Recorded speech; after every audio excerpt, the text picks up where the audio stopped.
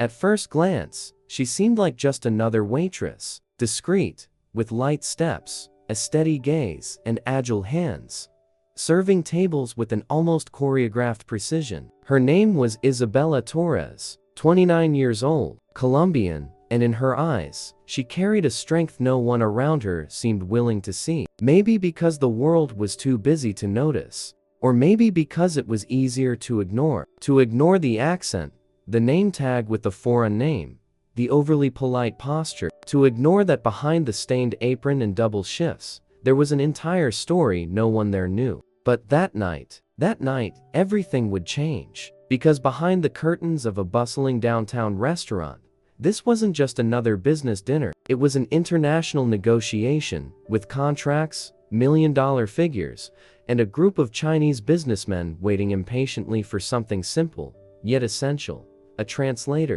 Someone who could understand every word in that language, every clause, every technical detail. But the interpreter didn't show up, and the tension grew like a storm out of nowhere. That's when he arrived. Logan Hayes, 40 years old, one of the most influential businessmen in Texas. Cold, pragmatic, ruthless in business, and immune to smiles that didn't sign checks. He had no time for mistakes, and even less patience for failure. This was unacceptable, and what was supposed to be a historic contract now hung by a thread, one lost in translation. And then, the unthinkable happened. Isabella, with a plate still in her hands and her heart racing, stepped forward. "If you'd like, I can try to help," she said. Silence crashed down like thunder in the room. Some laughed, others frowned, and Logan stared at her like she had just told a bad joke. A waitress, offering to translate a technical contract in Mandarin? The world had turned upside down. But what no one knew, what no one could have imagined, was that Isabella Torres had spent years locked in the libraries of Bogota, that she spoke 3 languages fluently, that she had studied medicine on scholarships earned through sweat, and that when she set foot in the United States, she was met with a system that recognized neither her degrees nor her worth. Pushed to the margins, she had worn the apron like someone putting on armor, and now, there, facing everyone's disbelief, that woman invisible to the system was about to prove that no one should ever be underestimated. This isn't just a story about differences. It's a story about courage, about what happens when someone refuses to accept the place they were told to stay in. It's about wounds that don't bleed, but still ache, and healing that doesn't come from scalpels, but from actions. It's about 2 people from completely different worlds, brought together by an unlikely moment, and everything that came after. You're about to witness the journey of Isabella and Logan, a story of unexpected encounters, inevitable confrontations, and transformations born when respect cuts through pride. And it all begins with a woman, a contract, and a truth no one wanted to see, until it was too late. It was just another Tuesday, the kind where the Austin heat seemed to drip down the walls and cling to the clothes of those rushing down the sidewalks. The restaurant where Isabella worked was packed: executives, tourists, hurried couples, all piling on orders and demands. Amid the clatter of trays, steam rising from the kitchen, and whispers in different languages, she moved through her shift with the same unwavering precision, alert eyes, a soft voice, a restrained smile. But that night, one group in particular drew attention. 5 well-dressed men, all with distinctly Chinese accents, sat at a reserved table in the back of the dining room. No sooner had they settled in than they began speaking to each other, serious and fast. Isabella sensed the tension, but didn't pause. She brought the menus, took their orders, and stepped away silently. Soon after, Logan Hayes arrived, tall, imposing, wearing a dark gray suit that seemed tailor-made for his pride. He didn't smile, didn't look around. He simply walked straight to the table and greeted the men with a firm handshake. Isabella observed him discreetly as she served another table. It was him, the famous Logan Hayes, owner of one of Texas' largest holdings, a name that floated through newspapers, magazine covers, and whispered conversations about power and wealth. But at that moment, something wasn't going as planned. Minutes passed, wine glasses were filled, dinner was served, but no one touched their plates. And then, The tension became undeniable. The translator, expected to mediate the negotiation, didn't show. The confusion began with rushed phone calls, nervous whispers, and impatient glances. One of the businessmen tried to explain something in broken English, while Logan narrowed his eyes, visibly irritated. "This is unacceptable," he muttered, pulling out his phone and calling someone. "I don't have time for this." From across the room, Isabella overheard fragments of the conversation while delivering dessert to a nearby table. She recognized the language. She understood every word, every nuance, every hesitation from the businessmen trying and failing to find a solution. The contract lay there on the table like a ticking bomb, ready to go off. And then, before she could stop herself, the words escaped her mouth. "Excuse me, I speak Mandarin. If you'd like, I can help." Silence fell like a curtain. Logan slowly raised his eyes, trying to locate the voice. When he saw the young waitress standing a few steps away, holding a tray with a steady hand, he frowned in disbelief. "You?" he asked, almost laughing. "Do you even know what you're saying?" She nodded, didn't hesitate, didn't even glance around, though she could feel every eye in the room cutting into her like blades. "Yes, if you'll allow me, I can translate. I understand the language and technical terms as well." "I can try." Logan exchanged looks with the businessmen. One of them responded quickly in Mandarin. Isabella replied fluently. The man smiled, surprised, and motioned for her to come closer. Logan, still skeptical, pulled out a chair. With her eyes fixed on the contract, Isabella read carefully, translating clause by clause with precision and confidence. Within minutes, what had been chaos became conversation. Terms were clarified, doubts addressed, decisions made. And Logan watched in silence, surprised, unsettled. The woman he hadn't even noticed when he entered was now leading the most important table of the night, with the confidence that challenged everything he thought he knew about status and competence.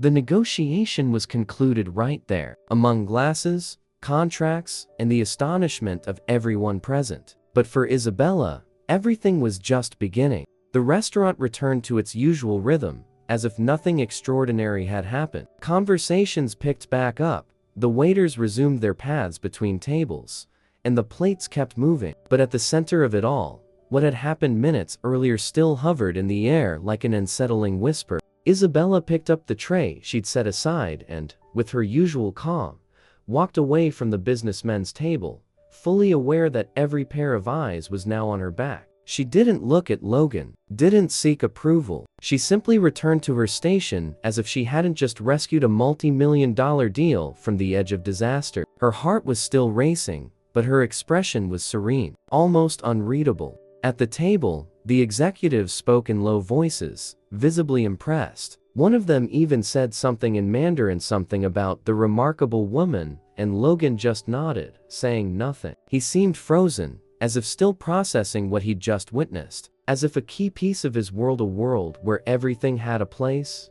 a name, a label, had just been put in the wrong place, and still made everything work better. He stood up, walked to the counter, and approached the restaurant manager. The conversation was quick and hushed. The manager called Isabella over a moment later. "Mr. Hayes would like to speak with you." She went, steady steps, though something inside her trembled. When she stopped in front of him, Logan looked at her for a few seconds. A few seconds too long. "Where did you learn that?" he asked bluntly. "At university. I did part of my degree in Bogota and an exchange program in China. Mandarin was required." He frowned. "University. Medicine," she said, without changing her tone. Logan took a step back, clearly more surprised than he expected to be. "So you're a doctor?" "I am, at least on paper." "Here, just another immigrant with an unrecognized degree." Texto Padri's answer hit deeper than she thought it would. For a brief moment, he said nothing, just studied her face, searching for a crack, a lie, a loose thread. But there was none. Isabella was exactly who she said she was, and somehow, that was the most disarming part. "You know that contract was worth tens of millions of dollars?" he asked, more as a challenge than a thank you. "You knew it was about to fall apart if no one did anything?" Silence hung between them. "You got luck." "No, I was prepared. The response came fast, sharp. Logan pressed his lips together. He wasn't used to being challenged like that, especially not by someone who, in his mind, should have been grateful he even stopped to listen. But there she was, in an apron, hair tied back simply, eyes unwavering, carrying the weight of her story without asking permission to exist. And that's when something began to shift. He wouldn't admit it, not that night, not in the days that followed, but a seed had been planted. A restlessness, a discomfort, a budding admiration, born somewhere between pride and doubt. Who was this woman who had silenced him with so few words, who had made him rethink, even if just for a moment, everything he thought he knew about worth, merit, and hierarchy? Back in the kitchen, Isabella washed her hands as if trying to scrub away the weight of what had just happened. Out there, customers went on with their dinners, but for her, the world had already spun once, and without knowing it, for Logan too. In the days that followed, Logan Hayes couldn't get Isabella Torres out of his mind. That night at the restaurant should have been just another business dinner, one of many. But the image of the young woman in an apron, translating each clause fluently, countering technical terms without hesitation, and challenging him with a calm, assertive gaze, it kept returning like an echo he couldn't ignore. There was something about her that shattered the logical order of the world. He knew, something that crossed the boundaries of status, role, and expectation. Driven by this unrest, Logan did what he did best. He investigated. He found out Isabella had arrived in the United States 3 years earlier, with a medical degree validated in Bogota and glowing letters of recommendation. He also discovered that, despite all her efforts, no hospital had agreed to hire her, blocked by endless bureaucracy, the strict American requirements for credential validation, and the silent barriers imposed on immigrants like her. She had tried hard, until there was nothing left but the need to pay rent. He read her academic records, flawless, looked up articles she had authored in scientific journals in Columbia, complex, rigorous, and the more he uncovered, the more the image of her waiting tables took on a brutal tone of injustice. But there was another side. What Isabella didn't know, what no one knew, was that Logan wasn't just the arrogant billionaire who had built an empire. Behind the cold facade was a story shaped by a loss that had marked his entire life. His sister, Emily, had died 6 years earlier due to a medical error during surgery. Since then, Logan had developed a silent aversion to healthcare professionals. He saw doctors as symbols of covered-up failures, of empty promises. That's why, when he heard Isabella say, "I'm a doctor," something inside him locked up. The prejudice wasn't just about her social position, it came from an unresolved pain he carried in his chest. Even so, there was something about her that broke through all those defenses, and he knew he had to see her again. That afternoon, Logan showed up at the restaurant unannounced. Isabella was behind the counter, organizing cutlery. When she saw him, she paused for a moment, but didn't show surprise. She simply looked at him with the same steady gaze. "Can I help you?" "You can," he replied. "I have a job offer." She raised an eyebrow, skeptical. "To wash your dishes?" "To work as a language consultant on a project involving international partnerships for my company. It's temporary, but it pays well, and it would be a relief for my team not to depend on third-party translators who never show up." Isabella crossed her arms, evaluating. "Why me?" "Because you're clearly more qualified than half my staff, and because no one in that room had the courage you had that night." She hesitated, thought about the bills, about the loneliness of someone trying to prove their worth every day. But she also thought about something bigger, the chance to finally be seen, even if just for a moment. "All right, but on one condition. If you want me to work with you, you'll have to treat me as an equal." Logan gave a faint smile. He wasn't used to being challenged, and perhaps that's exactly why he felt drawn to her presence. Not romantically, not yet, but by a strange, almost uncomfortable curiosity. Something between fascination and deconstruction. That night, Isabella tucked her apron into her backpack and walked through the streets of Austin with a contract in her hand and a new beginning ahead of her. It wasn't medicine yet, but it was a step towards something she had long believed she'd never have, the chance to show who she really was. And without knowing it, Logan was also about to rediscover who he had become. The first days working alongside Logan Hayes were anything but easy. Isabella now walked through the glass corridors of Hayes Enterprises, surrounded by fast-talking executives and judgmental stares. Her temporary badge read, "Language Consultant," but the whispers in the elevators and meeting rooms said something else. The downtown waitress, the boss's protege, the one who speaks well, but lacks pedigree. Isabella heard it all. She didn't respond. She simply took notes, translated, observed, and slowly began proving exactly what she was capable of. Logan brought her directly into meetings with foreign partners, presentations to investors, and strategic document reviews. She was impeccable, fluent, technical, precise. But what impressed him most went beyond competence. It was the way she challenged him. Isabella wasn't afraid to speak up. When she disagreed, she said so. When she spotted a flaw in an argument, she pointed it out. Not with arrogance, but with the firmness of someone who had fought for every bit of space she had. And that completely disarmed the powerful Logan Hayes. No one else spoke to Logan like that. Not since he took over the company after his sister's death. Those around him feared his coldness, flattered his authority, bent their opinions to match his. But not Isabella. In the third week, during a meeting with representatives from a Japanese company, Logan suggested a more aggressive negotiation strategy. Isabella, seated beside him, listened in silence. When he finished, she took a breath and said firmly, "If you go that route, you'll lose the deal. They value diplomacy and mutual respect. Showing force now will come off as tactless." The room fell silent. Everyone waited for his response. Logan closed his eyes for a second, as if counting to 3. Then, instead of pushing back, he simply asked, "What would be the alternative?" She explained. Clear suggestions, grounded in the other party's culture and values. Logan nodded, accepted it.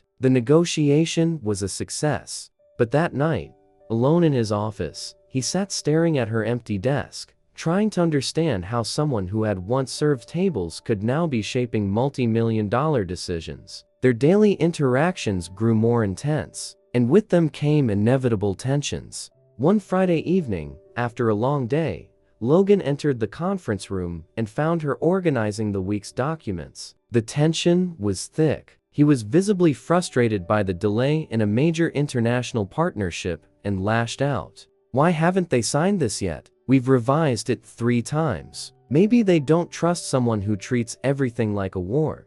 He turned to her, incredulous. "What did you say?" "I said maybe the problem isn't in the documents, but in the way you deal with people. You demand loyalty, but you don't offer listening."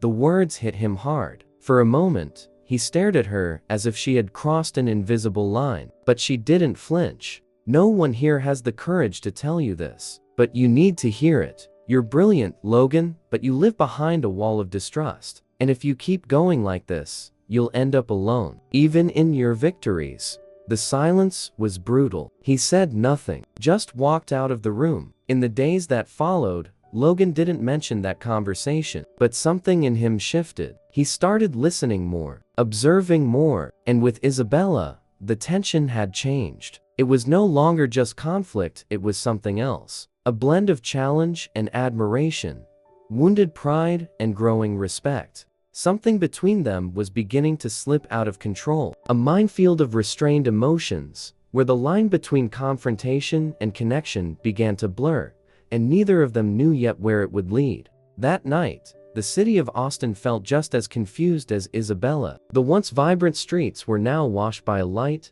steady rain, turning lampposts into shadows and cars into dripping silhouettes under a cloudy sky. Inside, in the small apartment she shared with a friend, Isabella sat on the couch, still wearing the same clothes from the meeting. The silence of the room clashed with the storm inside her. A comment from one of the executives had struck like a slap. Executive territory, not translator territory. But what hurt the most was Logan's silence. She didn't expect him to defend her like a knight in shining armor. She didn't want to be saved. But just once, she needed him to say something, to confirm in front of everyone that she was more than a temporary piece in a corporate game. But he hesitated. He who always spoke of meritocracy and competence, stayed silent when it mattered most. The next day, Isabella walked into the company with a clear decision. She handed her temporary badge to the receptionist and left without telling anyone. No goodbyes, no drama, just the certainty that she couldn't stay in a place that required her to prove her worth at every step and still made her feel like an intruder. Logan only learned of Isabella's departure mid-afternoon when he received a short, direct email. "Thank you for the opportunity, but my dignity is worth more than any project." Isabella, he read the message 3 times, sat still, hand resting on the mouse, eyes locked on the screen. The office around him seemed to vanish. Something inside him froze. He felt a sharp pain in his chest. Not exactly guilt, but a sting, as if he'd lost something he didn't fully understand. In the days that followed, he tried to pretend everything was normal. He buried himself in numbers, contracts, spreadsheets, but everything seemed harder. Meetings became longer, more confusing. The lack of clarity in foreign language documents slowed down key decisions. But more than anything, her voice was missing, and without it, the office felt less alive, less honest. On the 3rd night, without any word from her, he entered his apartment and, for the first time in a long while, didn't turn on the television. He sat in the dim light, eyes lost on the window, watching the city lights reflected on the glass. He thought about how easy it was to admire Isabella in silence, yet how hard it had been to stand by that admiration in front of others. He thought about how his hesitation had cost more than he ever imagined. Meanwhile, Isabella had returned to the restaurant where it all began. She picked up a few temporary shifts to cover for a sick coworker. She wore the apron again, with her head held high but her chest tight. It wasn't regression, it was survival. And deep down, she knew she still carried within her the same strength as always. The same strength that, one day, would take her away from there for good. That same week, an international event on community medicine and professional inclusion gathered professionals and public officials at the Austin Convention Center. Isabella had no plans to attend until she received a call from the coordinator of the Foreign Diploma Validation Project in Texas. "Dr. Torres, we'd like to invite you to receive a special recognition for your journey and your contribution as a healthcare professional and immigrant." She hesitated. "I haven't validated my license here yet, but you're about to, and you've already made an impact. Come, you deserve to be seen." On the night of the event, in front of hundreds of people, Isabella walked up to the stage. She was met with a standing ovation as she shared her story. The applause was strong. She smiled, moved, wearing a simple dress and the same conviction she always carried. In the audience, almost hidden in the back row, Logan watched in silence. No one knew he was there, but for him, it was impossible to look away. There she was, the woman he didn't have the courage to defend. And in that moment, he knew he had lost far more than a consultant. He had lost the chance to be better. And maybe there was still time to change that. That hot summer afternoon, the sun blazed over the busy streets of Austin as Isabella walked slowly near the restaurant where everything had started. Her gaze was calm, but there was a quiet determination in every step. After months of struggle, internal and external battles, she had finally achieved something that once seemed nearly impossible: the official recognition of her medical degree in the United States. The path had been grueling, full of paperwork, exams, and sleepless nights, but the result was there: a new door open, a future rebuilt. Meanwhile, across town, Logan Hayes was preparing for a meeting that, to him, meant much more than business. He knew that more than a partnership or a contract, it was a chance to make things right, to acknowledge value, and maybe, to regain what he had lost. There was a different weight to that meeting. It wasn't just about the company, but about respect, courage, and justice. When news of Isabella's validated degree reached him, something stirred inside. It wasn't pride. It wasn't revenge. It was the realization that all this time, he had been a silent witness to the strength of a woman who never gave up, even when the world told her to. And more than that, the awareness that his own resistance, his wounded pride, had nearly destroyed not only a professional partnership, but a true human connection. That same day, at a prestigious medical conference, Isabella was invited to the stage. The auditorium was full: doctors, academics, students, even figures from politics and the healthcare industry. When her name was called, a respectful silence fell over the room. She stepped forward confidently, wearing a crisp white coat that now symbolized not only her training, but her journey, her hard-won dignity. At the microphone, Isabella shared her story of dreams carried since childhood in Bogota, of the challenges faced as an immigrant, of the nights she doubted herself, and most of all, of the courage it took to keep going. Each word struck a chord with the audience. Warm applause followed every pause. In that moment, she wasn't just a recognized doctor, she was a woman who represented the struggle of so many still searching for their place in a country that doesn't always make space. In the crowd, Logan's eyes were locked on her. He saw the applause, the emotion behind her smile, and for the first time in a long time, felt a mix of admiration and regret. He knew he had lost something precious by doubting her, by failing to support her when she needed it most. But he also knew there was still a chance to do things differently. After the conference, as Isabella stepped down from the stage, someone approached her. It was Logan. No grand gesture, no rehearsed lines, just an honest gaze that could no longer be hidden. "Isabella," he began, his voice low and sincere, "I should have defended you. I should have been the first to recognize your worth, not the last. I want you to know I'm sorry for everything." She looked at him, surprised, but not hostile. There was sincerity in her eyes, the kind that comes from understanding people can change. "Logan," she said calmly, "we all have our fears and our mistakes. What matters is what we do after. Today, I just want to look forward." He nodded. "And I want to walk with you, not as someone who saves you, but as someone who walks beside you. I want to offer my support, my respect, and if you'll allow me, my partnership."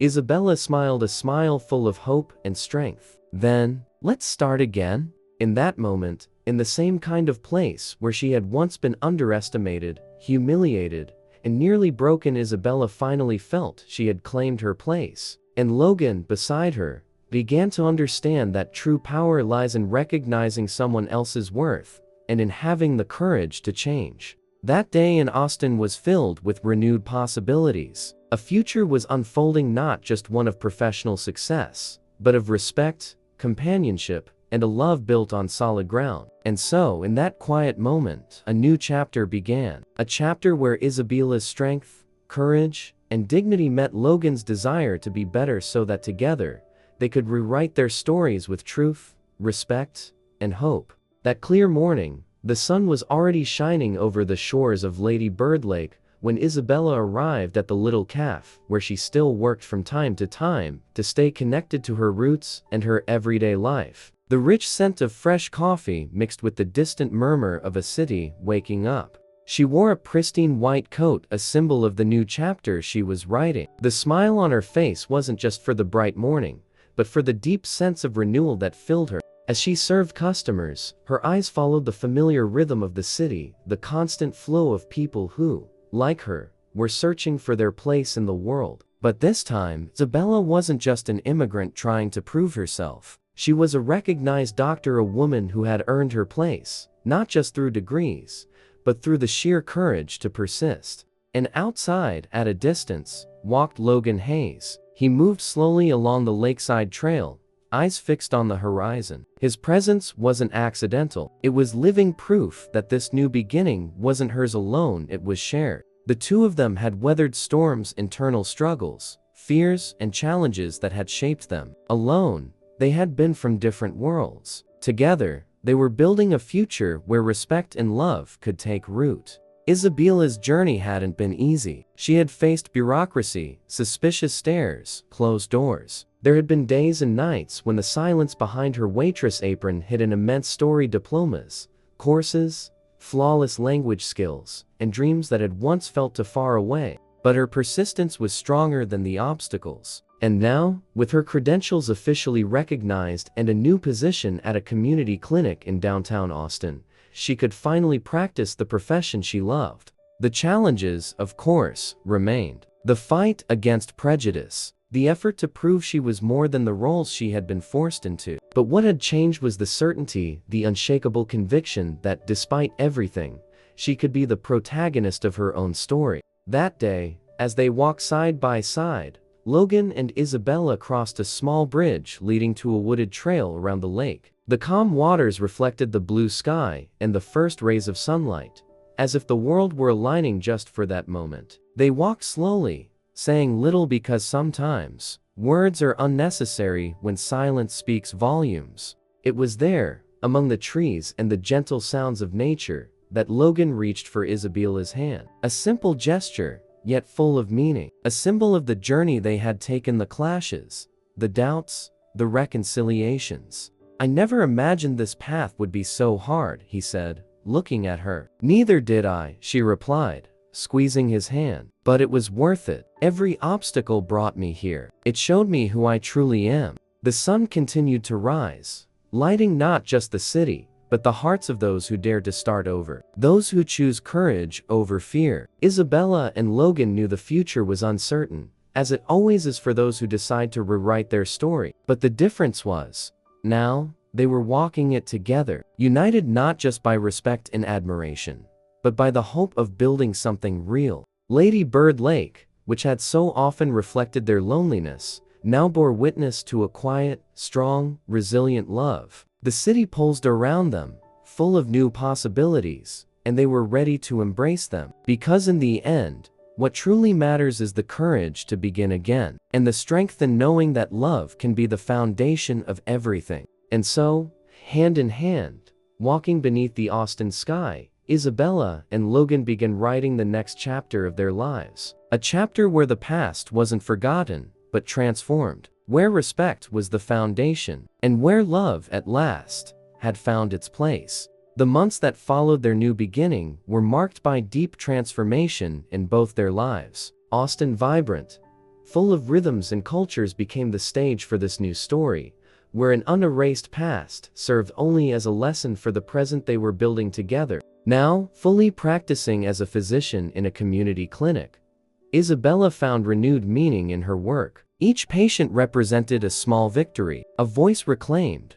a hope reignited, a dream no longer on paper but alive. Her smile, once hidden behind a waitress's apron, had become the mark of a woman who, despite it all, never gave up on herself. Logan, on the other hand, experienced a change just as deep, though quieter. The man who had once hidden behind pride and control was beginning to learn the value of vulnerability and empathy. Beside Isabella, he discovered that real strength lies not in power or dominance, but in the ability to open up, to listen, and to walk alongside someone you love without trying to rescue or overpower them. Together, they faced judgmental glances, the distrust of those who questioned their differences, and the struggles every relationship born of scars must endure. But what kept them grounded was something greater: mutual respect, admiration for each other's inner strength, and a shared desire to build a future where love was the foundation, not the exception.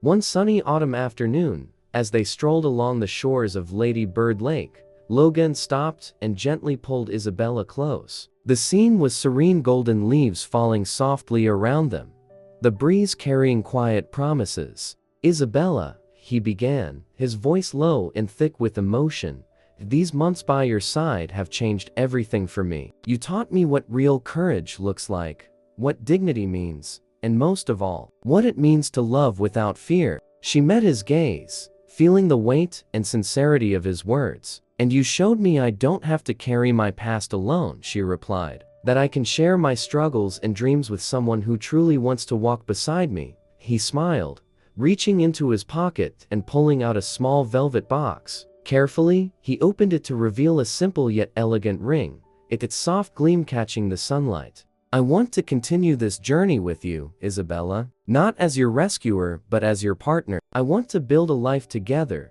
side by side, where we can be exactly who we are. Will you marry me?" The tears came without warning, not of surprise, but of relief, of joy, of hope. "Yes, Logan, yes." They embraced, beneath the open Austin sky, knowing this was not an ending but the beginning of a new chapter, one filled with possibilities, where love, respect, and courage would guide every step. The symbolic ring wasn't just a promise of union, it was a celebration of everything they had overcome. All the pain, the invisible fight for recognition, the wounded pride, the fears faced. It was the embodiment of their transformation together. And so, with the sun setting behind them, Isabella and Logan began making plans, dreams, and promises for the future. They knew the road ahead wouldn't always be easy, but they were ready to face it, certain that, together, anything was possible. Austin, silent witness to their story, continued to pulse with life and hope, lighting the path for those who believe that true love isn't perfect, just real, and that with courage, dignity, and respect, any story can be rewritten. And so ends another story that proves life is made of courage, new beginnings, and of course, encounters that change everything around us. If you felt your heart beat a little faster with Isabella and Logan's journey, why not become part of this amazing community that keeps growing here at Enchanting Stories? Just click that magical subscribe button so you don't miss any adventure, emotion, or happy ending still to come, and don't forget to hit the bell to get all the freshest updates right in your feed.